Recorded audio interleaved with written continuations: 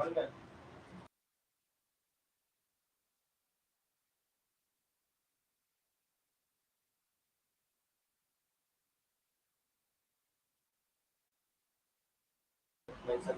morning, everyone. So today I'll be doing the news analysis of 3rd November, and I've shared the screen with you. So let's begin.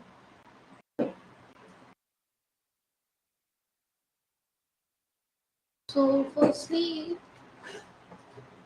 we have got this in first page that the stubble burning. Just a second. Oh. Stubble being burnt in a field on the outskirts of Amritsar on Thursday. Surge in farm fires in Punjab and Haryana is one of the reasons for spike in air pollution level in the national capital. So, if you see, this is the time when the issue of air pollution is mostly encountered, and the cause being stubble burning.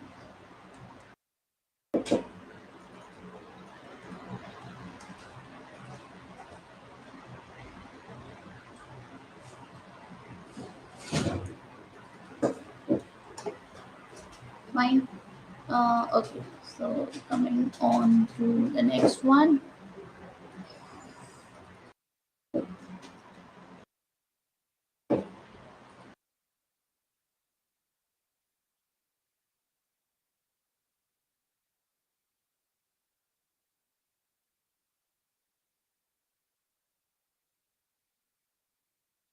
Okay, fresh restrictions kick in as air quality turns severe. Now, as the overall air quality slipped into the severe category in the national capital for the first time this season on Thursday, a ban on construction and demolition activities, barring some essential project, was declared by the Commission for Air Quality Management in Delhi NCR with immediate effect. So, what else they said? Now, later in the evening, the CM announced that all government and private primary schools in Delhi will remain closed in the view of rising pollution. Delhi's 24 hours AQI, that is your air quality index, was 392 on Thursday, and which was earlier 364. So there was a surge rise. A higher value of AQI means an increase in air pollution. Now, an air quality index reading between 0 and 50 is considered good, between 51 and 100. So, let's have it over here. So, 0 to 50, the AQI is considered as good. Then, 51 to 100, it is considered as satisfactory. And 101 to 200, it is considered as moderate. From 201 to 300 is considered as poor, and 301 to 400 it is considered as very poor.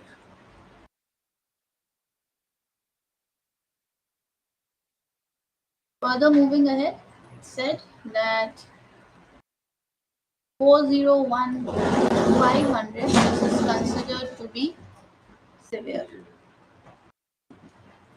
So this is how we calculate the AQI. While AQI was in severe category in the Greater Noida regions, and the air quality in Gurugram remained poor, and Faridabad and Noida were very poor. So it was close to 300 to 400 in the regions of Noida and Faridabad.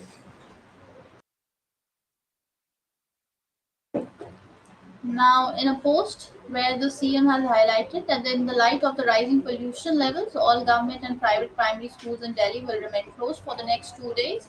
In a separate communication, the Municipal Corporation of Delhi said physical classes in its school will remain suspended for the next 2 days. While classes will be held online for students, school will remain open for teachers and staff members. Now, CAQA.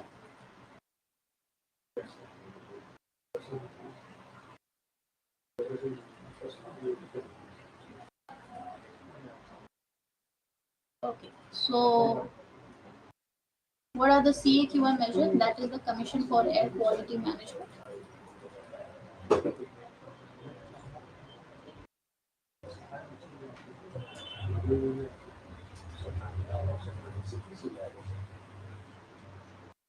Now, this CAQM measures are what? A ban on flying of BS3 petrol and BS4 diesel light motor vehicles, that is LMVs, of four vehicles was also declared by CAQM in Delhi and in districts of Gurugram, Faridabad, Ghaziabad, and Gautam Budh Nagar. The restrictions will come into effect once the state government issue orders to implement them. Now, what is the Delhi Transport Department saying? So, the Delhi Transport Department issued a directive. And what is that directive? The directive states that if BS3 petrol and BS4 diesels, uh, light motor vehicles or four wheelers are found lying on the roads of the capital, a fine of rupees 2,000 will be levied. The CAQM, that is your Commission of Air Quality Management. Measures also include closing down all the stone crushers, mining, associated activities in NCR. Now, Delhi and NCR states have also been directed to take a decision on discontinuing physical classes in schools for children up to class 5 and conducting online classes.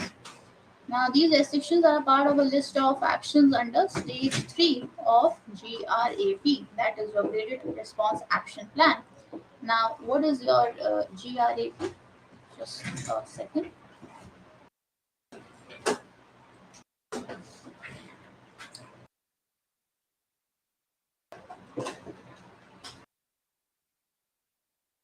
So, your GRAP is your Graded Response Action Plan. Now, this is set of emergency measures taken to reduce air pollution. So, it is an emergency measure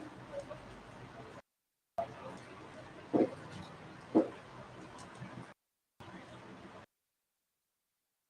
reduce air pollution.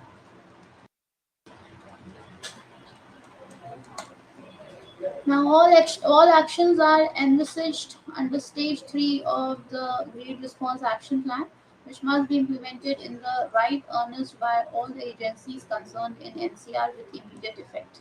This is the order that has been issued by the Commission for Air Quality Management. Now, what else do we need to do?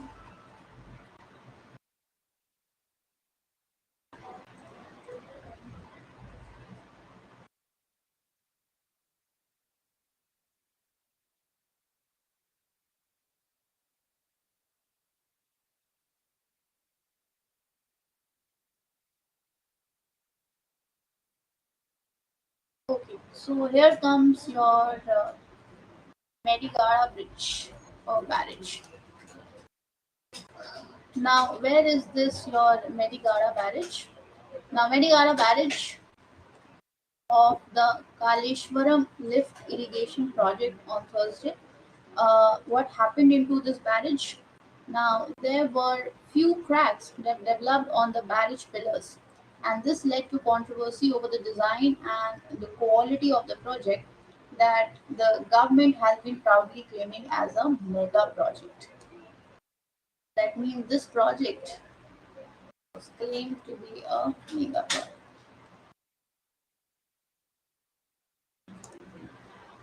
Now, what else? So, when the showcase was happening by the opposition leaders, after reading the bad side, um, there was the sites of corruption in the Kaleshwaram project that could be seen, which might lead to the draining of the resources of the state. So, what you need to know here is about the Medigadda barrage, Kaleshwaram lift irrigation project.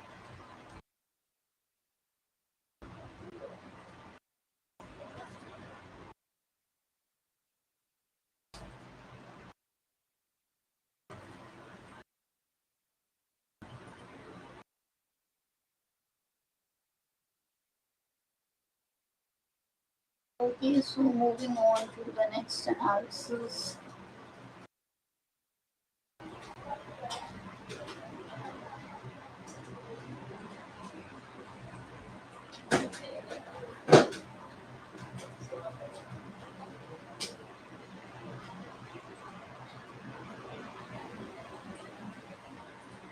Biosphere reserves are evolving as pockets of hope. So, how are these biosphere reserves evolving as pockets of hope?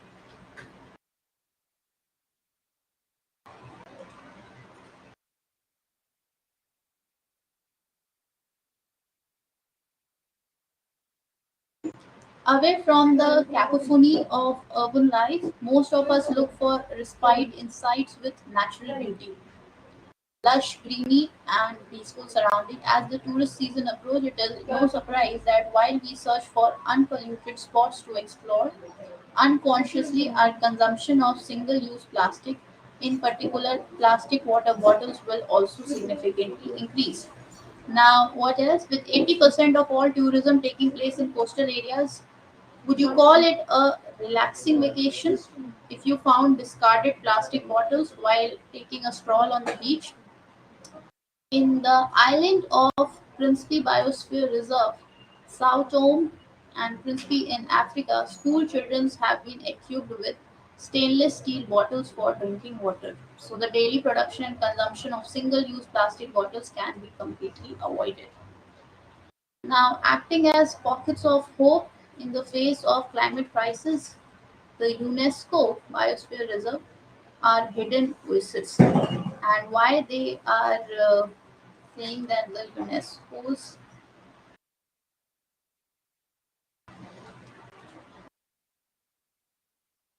biosphere reserves are hidden oases?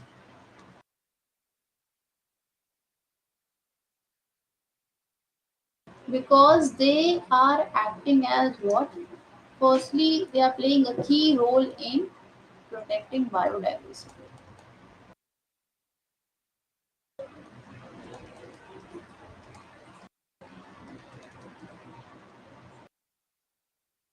Secondly, they are playing a big role in reducing pollution. And thirdly, they are enhancing climate resilience.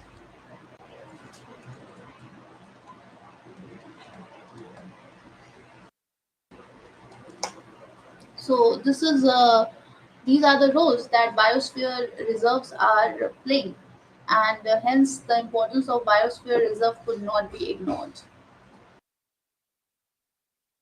What else? Now they are living in jewels of land, coastal and marine ecosystem scattered across the globe, where nature and humans come together creating a symphony of life. Now, in aid of conservation, World Biosphere Reserve Day is celebrated on November 3 each year to raise awareness of the importance of biosphere reserve and to promote their conservation and sustainable use. In the heart of each biosphere reserve lies the strictly protected core zone, providing habitat for flora and fauna, protecting water, soil, air, and biota as a whole ecosystem. There is further a buffer zone surrounding the core zone where people live and work in harmony with nature. A zone that also functions as a laboratory for scientists to study nature and for training and education.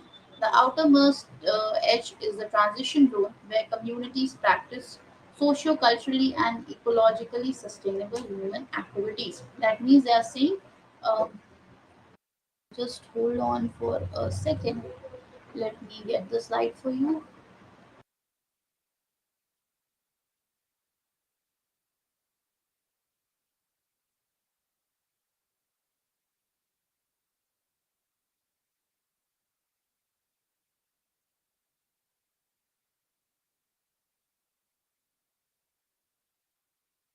Okay, so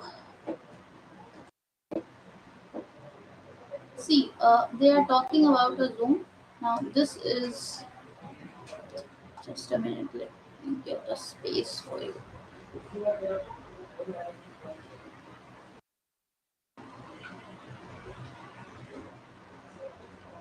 Okay, so they are talking about the author is talking about the three spaces.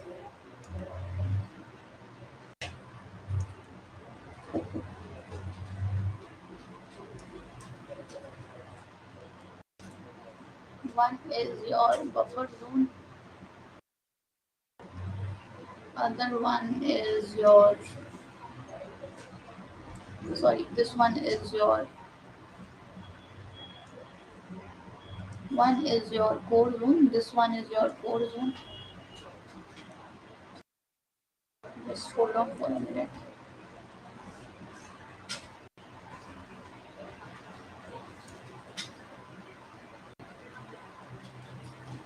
Then is your buffer zone, and this one is your transition.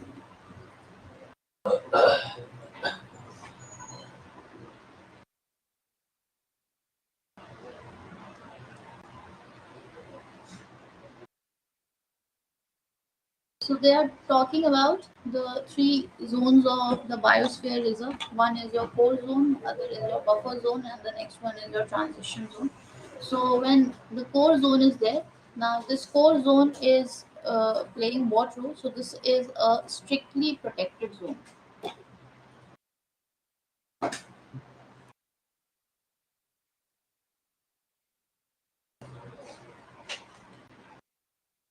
Strictly protected zone. And in this strictly protected zone, everything is protected, be it your water, soil, air, or biota.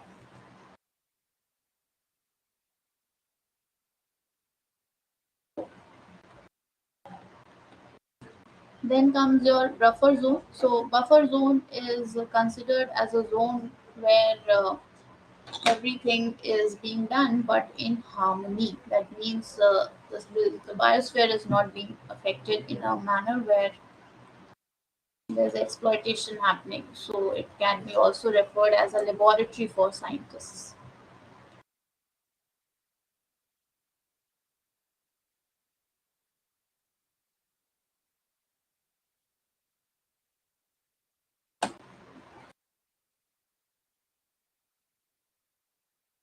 And when it comes to transition zone, now in this transition zone, what is happening is communities practice what socio-culturally and ecologically sustainable activities.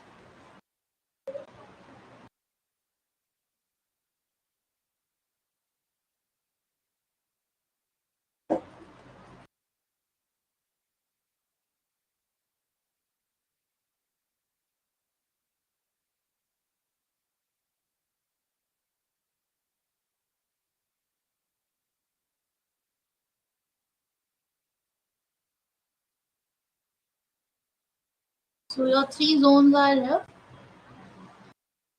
This is what is the author saying.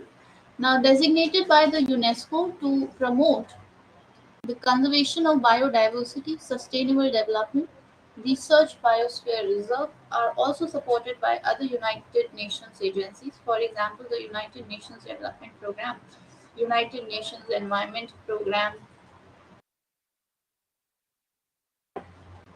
as well as the International Union for Conservation of Nature, that is IUCN. Now, according to UNESCO, there are currently 748 biosphere reserves across 134 countries, now including 22 transboundary sites, enhancing the friendly cooperation between neighboring countries. They impact the lives of more than 250 million people in 134 countries. 12 sites can be found in India alone. Biosphere reserves are vital for the future of our planet, so this is why biosphere reserves are important because they are very crucial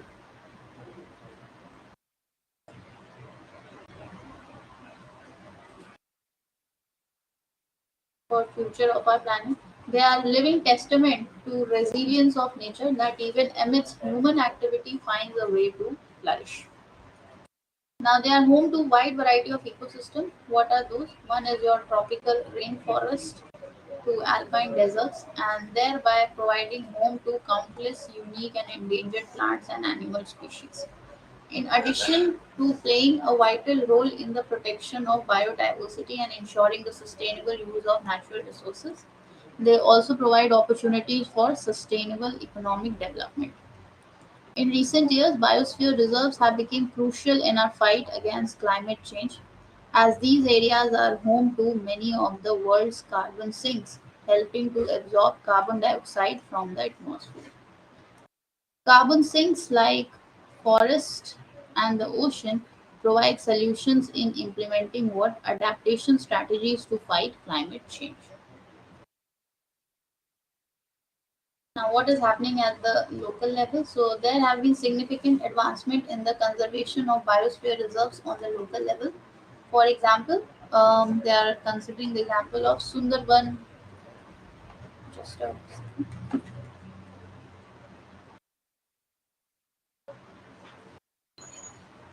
Okay, so for example, in Sundarban Biosphere Reserve in India, local communities are working together to manage mangrove forest, protect the biodiversity of the regions.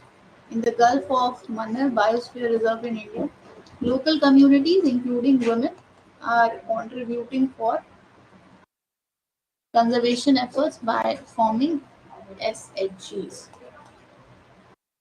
while the youth are getting engaged in ecotourism. So, women's are participating in for women through SHG, that is your self-help groups, are participating towards conservation efforts.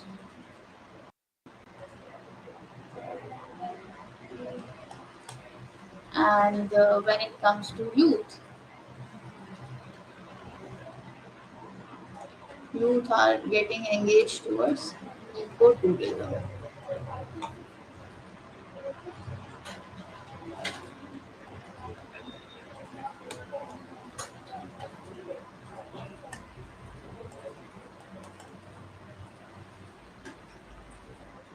Now, recently recognized with UNESCO Michel Battis Award for Biosphere Reserve Management 2023, the Gulf of Mannar Biosphere Reserve Trust has also introduced the concept of plastic checkpoints.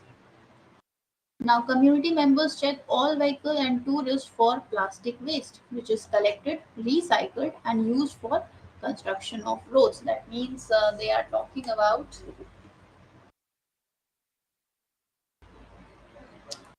plastics,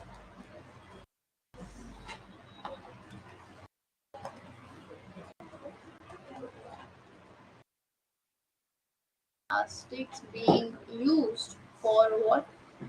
Being used for construction of roads.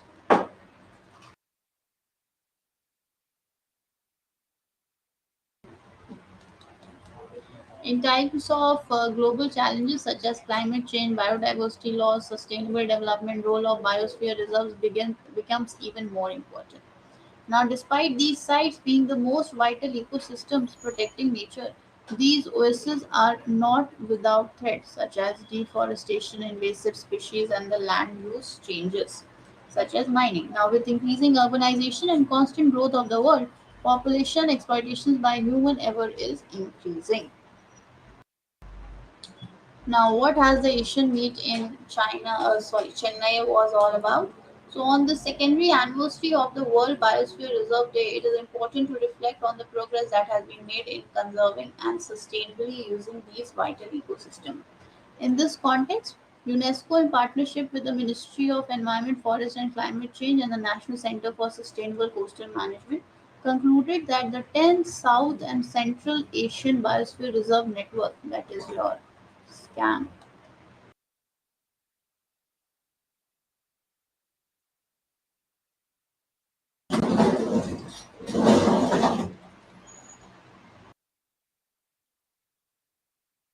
in Chennai, with the theme "What Ridge to Reef." The SCAM provided a platform for exchanging knowledge and fostering collaboration in the realm of sustainable environmental practices in the South and Central Asia region.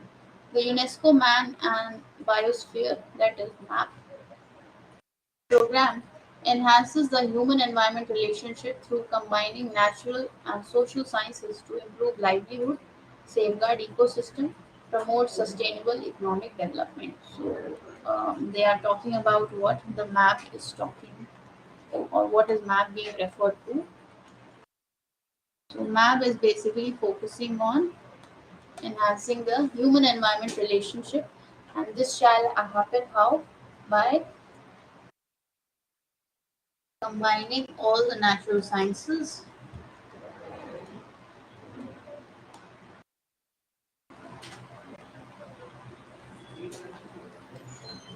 safeguarding ecosystem,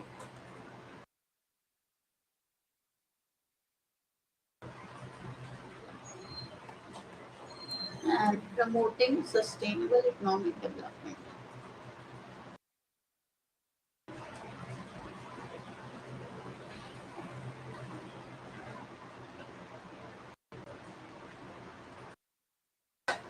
Fine. So this one was for good livelihood and good relations between human and environment. Now let's move on to the next one.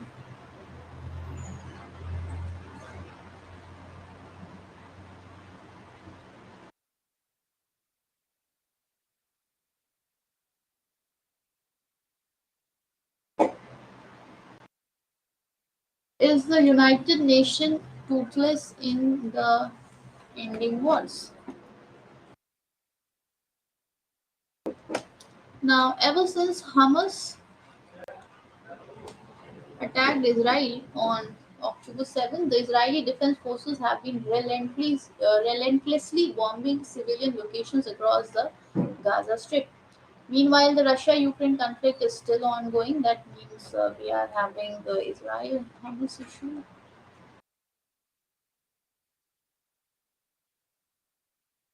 We are having Russia Ukraine conflict.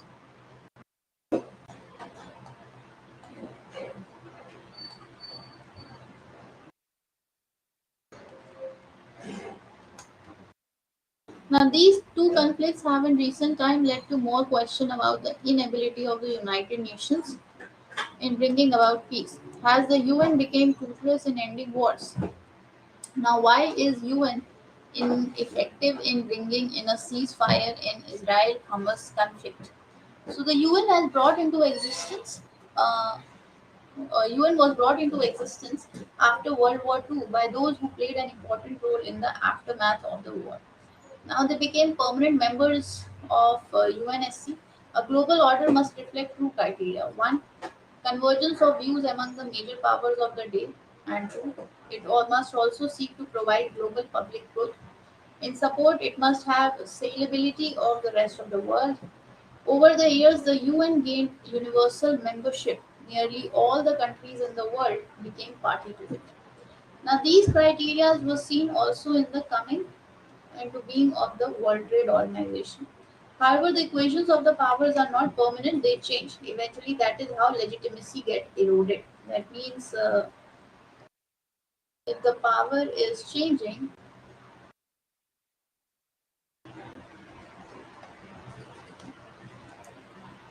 the legitimacy of the power also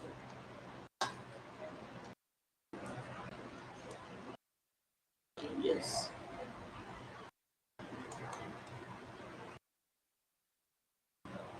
Now, post the Cold War, we saw a gradual decline in the ability of the UN to undertake any kind of meaningful goals.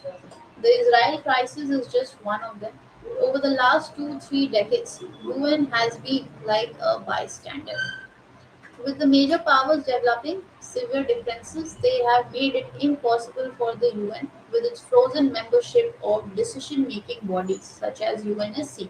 Now, if you see, there have been various instances where they have said that UNSC needs reforms. Until and unless reforms are done into UNSC, the decision making becomes difficult.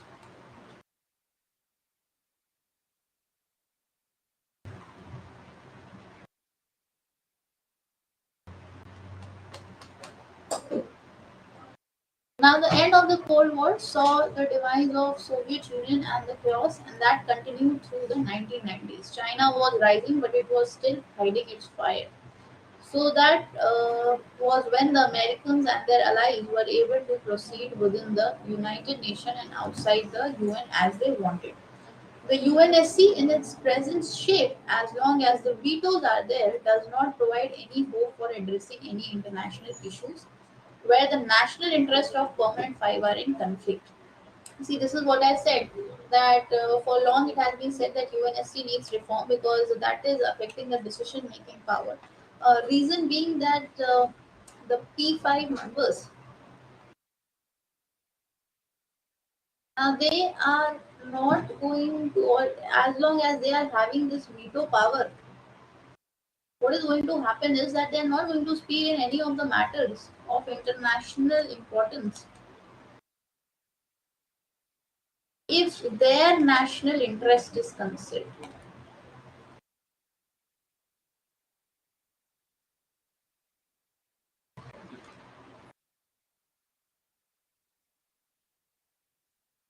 Right? Now, if the UN is failing, are we seeing the end of the liberal international order?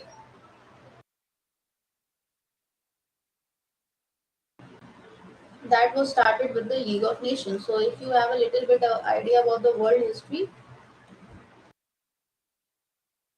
you will know the or how the League of Nations was working. So, first of all, the liberal international rule-based order is a myth. During the Cold War, we had a liberal Western order led by US, not an international order. The end of the Cold War saw the demise of the Soviet Union and chaos. We had a unipolar moment which lasted for about a decade or 15 years.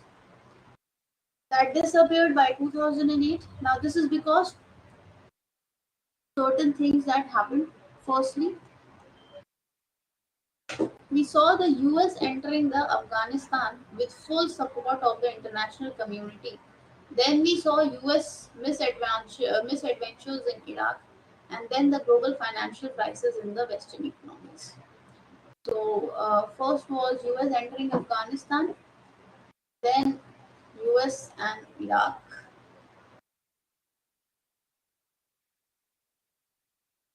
and then was your global financial crisis. Through the wars that took place after the end of the Cold War, the UN had no role. The US did what it happened. You look at Iraq, you look at Afghanistan, look at smaller countries too. Mali, where France got involved, Libya, where Europeans and the Americans got involved. There was no UN sanction to any of these countries. This is because after 2008, we have seen a multipolar world.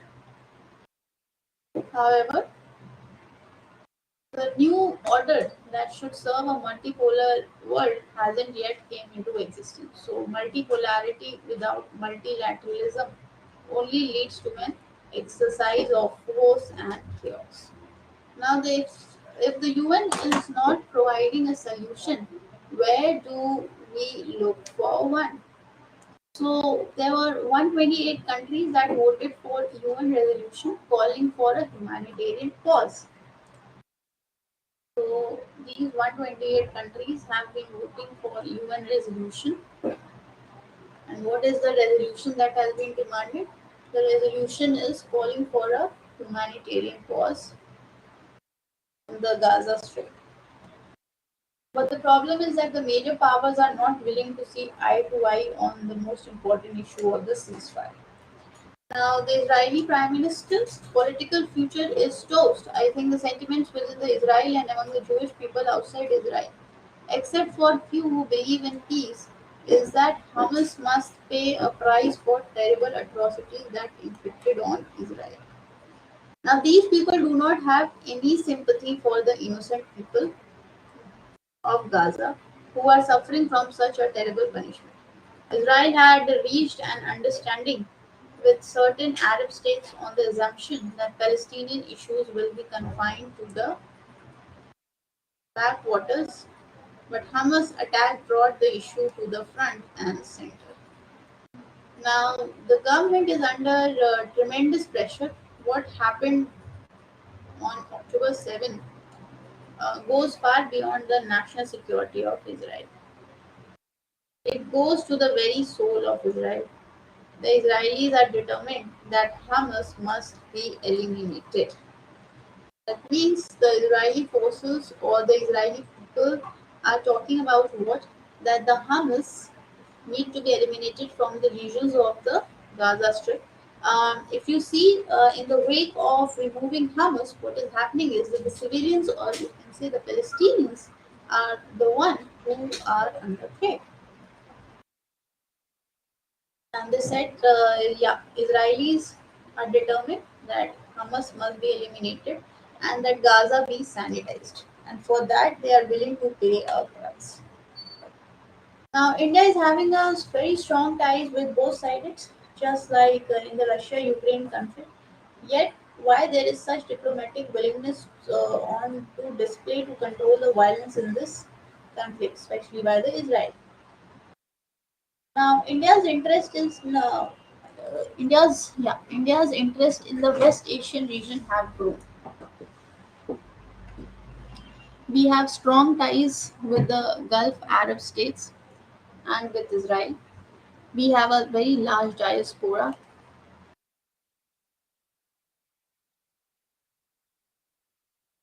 In addition, we get energy supplies from the Gulf Arab states. Now, there are multiple factors involved here that need to be considered. The PM has proven to be a divisive PM. His current coalition consists of extreme right wing parties which do not leave him with any kind of leeway. Now, he has been trying to undertake a slew of controversial judicial reforms which would enable him to escape the judicial net. That means the Israeli Prime Minister is trying to escape from the judicial proceedings, and for that, he has to bring in the changes in the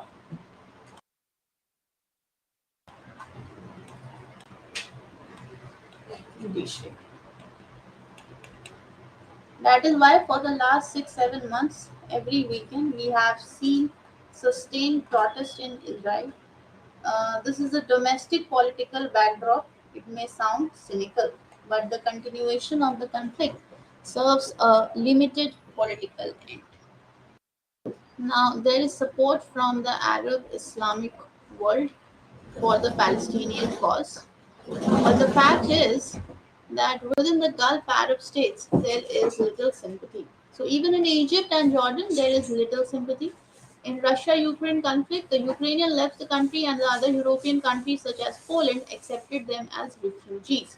So you all are aware of the fact that when the Ukrainians fled from Ukraine, and they went on to the border area. So there were certain countries who accepted them as refugees. Poland was one of those. Now, but Egypt has kept its border closed for the Palestinians. It does not want any more refugees because it feels that once they come in, they will not go back. Okay, so in case of Poland, Poland has accepted the Ukrainian refugees, but when it comes to Egypt, Egypt has closed the borders, thinking that or in fact proving that these refugees, that means all the refugees that are coming from your Palestine regions or your Jews, they are not going to return.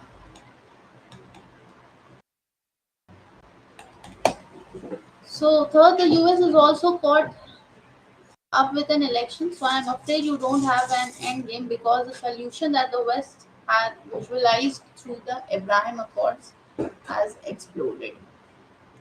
And the attack by Hamas demonstrated that the Palestinian problem is not going away because the fact is that precious little or nothing at all was really done to resolve the Palestinian problem.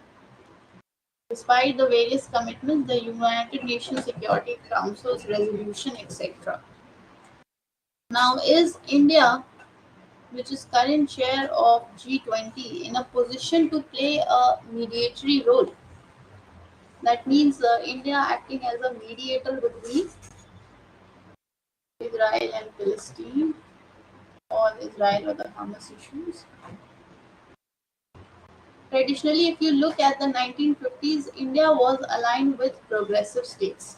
And at that stage, conservative states led by Saudi Arabia took a back seat. But starting from the 1970s, especially after 1973, the transformation of the Arab Gulf state began. In 1992, India recognized Israel, but that did not detract from our essential policy of a direct bilateral interstate relationship with each of these countries. Further, what happened? Our Honorable Prime Minister has offered his views. Now, what is views? He said that there is a balance need to be reiterated from India's traditional position on the Israeli and Palestinian issues, and he's also emphasized on the need of the two-state solution.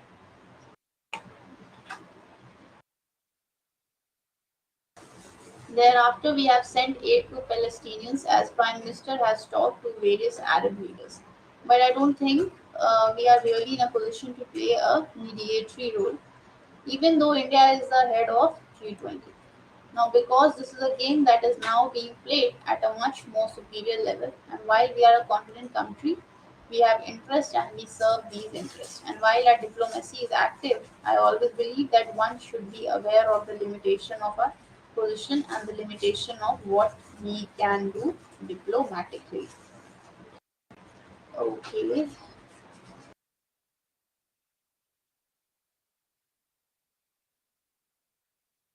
Now, understanding workers' productivity.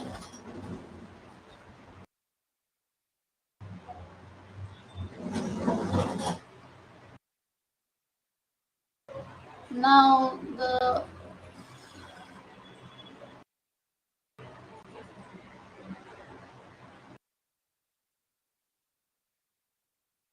Okay, so what is workers' productivity? Is it same as labor productivity? So they are talking about the difference between the workers' productivity and the labor productivity. The only conceptual difference between the two is that the work in worker productivity describes mental activities, while the work in labor productivity is mostly associated with manual activities. That means, if I talk about worker productivity, so worker productivity is talking about the role of workers with respect to mental activities or mental ability. And when I talk about labor productivity, it is about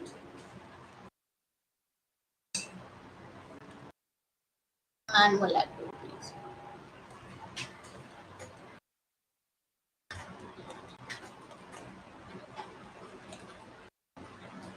Now, productivity of an activity is usually measured as a quantum of output value per unit of labor cost at micro level. Now, what is happening at macro level? It is measured in terms of the labor output ratio or change in the net domestic product per worker in each sector.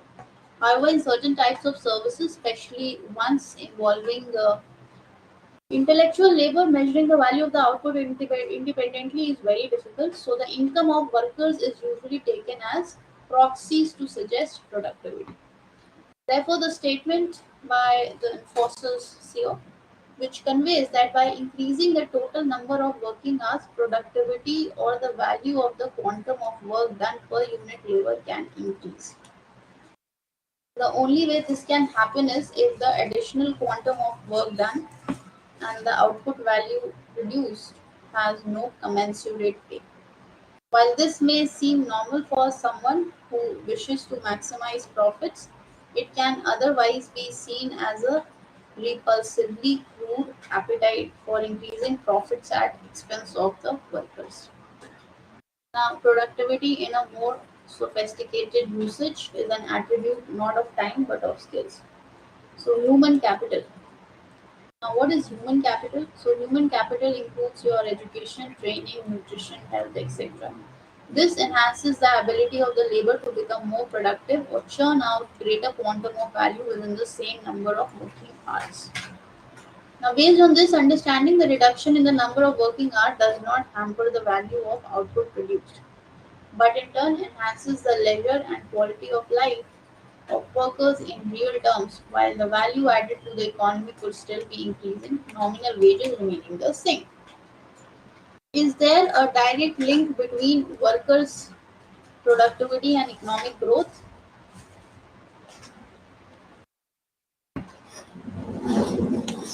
Now, there's an increase in productivity made through any sector is likely to affect the value added and the accumulation or growth in the economy. The relationship between the two could be quite complex. If by prosperity we intend to suggest prosperity of the workers, this may or may not be true. In 1980, India's GDP was about this much. This is the time of 1980s, which by 2050 exceeded this much. However, in terms of the distribution of income across groups, Lucas Chancellor and Thomas Piketty have shown that during this time period, that is 1980 to 2015, where the share in the national income of 40% of the middle income group and 50% of the low income group in India has decreased from 48% to 29% and 23% to 14%. The top 10% income group share had increased from 30% to 58%. This effectively means that the income group in the bottom 50%. Hold on for a second.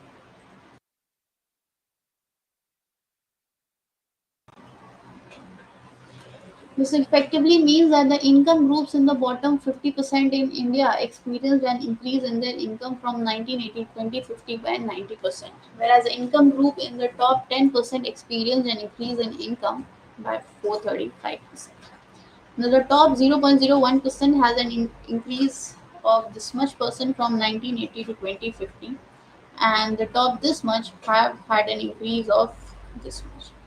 Now, the Chancellor and the Piketty note that the increase in incomes or the prosperity of the richest people is not quite explained by their productivity.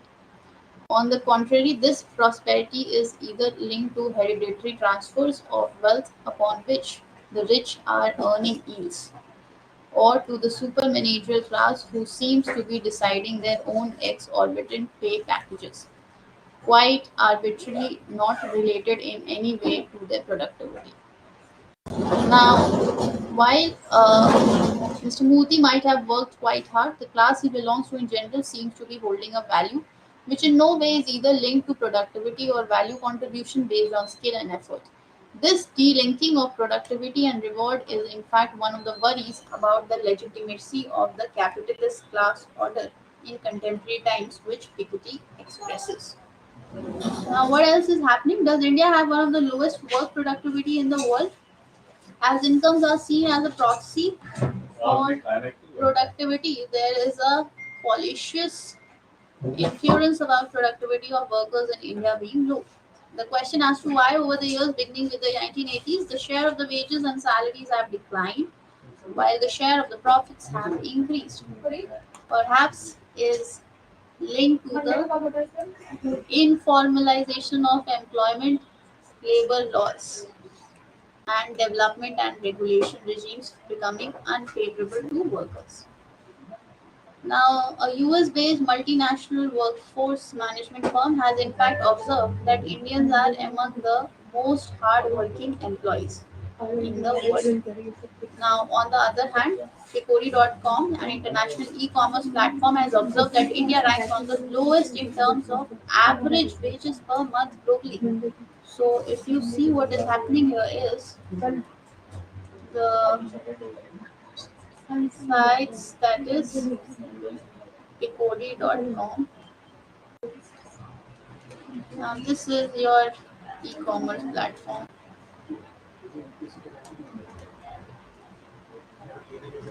Now, in this e-commerce platform, what are you seeing is that average wages is lowest when it comes to the Indian employees. Now, therefore, Mr. Vibhuti's statement does not seem to be backed by fact. It seems to be a part of the efforts to push further labor reforms. Now, what else has been said? So, Indian entrepreneurs in this sectors and the metal sector in general are choosing to move out of higher end activities of manufacturing to the back end activities of mining and smelting. Here it is entrepreneurs who must take the blame for low productivity. Does having a high informal labor pool complicate the calculations of, just a second.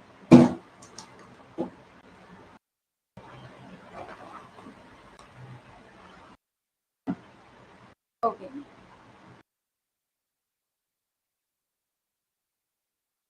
fine. So informal employment in both the unorganized as well as organized sector has been on the rise through the course of economic reforms. The dubious claims of increased formalization has been limited only to bringing activities under the tax net. Now, this has, however, had no impact on improving the labor standards or working conditions. Now, even in formal manufacturing, you find an overwhelming presence of micro, small, medium enterprises which are labor intensive. Now, studies have found that there is a systematic process of cost cutting through wage cutting in these enterprises. However, since high labor productivity combined with low wages fetch high profits, there can be no other explanation but for exploitation of workers for why this segment becomes the preferred mode of investment. In fact, the large number of large scale corporations have been found to outsource and subcontract production to these smaller units in India as well as globally. Now, this is true with the IT sector as well. Now, are the comparisons of India's economy with those of Japan and Germany economies appropriate? So these comparisons don't seem to be enable serious analysis. Japan and Germany are neither comparable in terms of size and quality of labor force, nor in terms of the quality of the or the nature of their technological trajectories. So if you see the economy is having a serious, or if you see the analysis of the economy with respect to the countries, we have Japan and Germany, and they say that both the economies are non-comparable. Why? Because there is no quality, or the quality of labors could not be compared. Now, India presents a unique case, and any arbitrary comparison would only lead to dubious analytical inferences and fallacious policy prescripts. Enhancing social investments, focusing on exploring domestic consumption potential for increased productivity with human centric assessment of development achievements is the way of more sustainable and desirable outcomes. Moving on to the next one.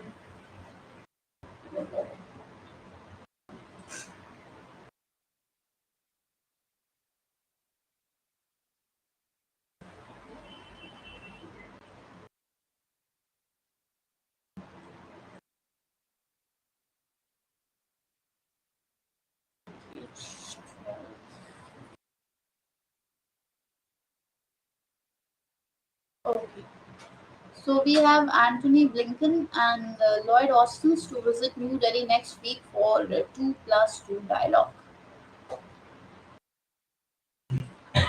What is it for? So U.S. Secretary of State Anthony Blinken and U.S. Defense Secretary will travel to New Delhi next week for 2+2 meetings. Now, the group of ministers will discuss what both bilateral and global concerns and development in the Indo-Pacific regions. Now, other than that, what they are talking about is that this shall be next week's meeting is being the fifth annual dialogue in this format, and the first thing that they will be talking about the Israel Hamas latest round of fighting. Other subjects that would be included in their discussion would be Russia Ukraine reforms, Russia-Ukraine reform of international financial institutions such as World Bank, IMF. This shall be India's priority as the outgoing president of the G20. Now, further, what they said that with India, we share the goals of preventing this conflict from spreading, preserving stability in the Middle East, and advancing a two-state solution. So, Israel-Hamas conflict on a briefing call, and also they condemned the attack of Hamas and also sustained or also called for sustained humanitarian access to Gaza. Now, what was the rift with Canada? So, the 2+2 is also the first such meeting since diplomatic relations. Other than that, an ally and the neighbor of US over allegations that government was behind the killing of Canadian Khalistani separatist leader. What else? Washington has urged India to cooperate in Canada's investigation into killing. The meeting in the New Delhi are also expected to cover China and the South Asian neighborhood. Now, there are differences between Washington and New Delhi in their approach. So, what they are saying is that the past discussions have also included these countries in the neighborhood, and there will be talks regarding this. Now, in the defense space, two sides discuss the implementation of roadmap for US-India defense industrial corridors. Other than that, US and India have also been negotiating in the security and supply arrangement and the reciprocal defense procurement agreements.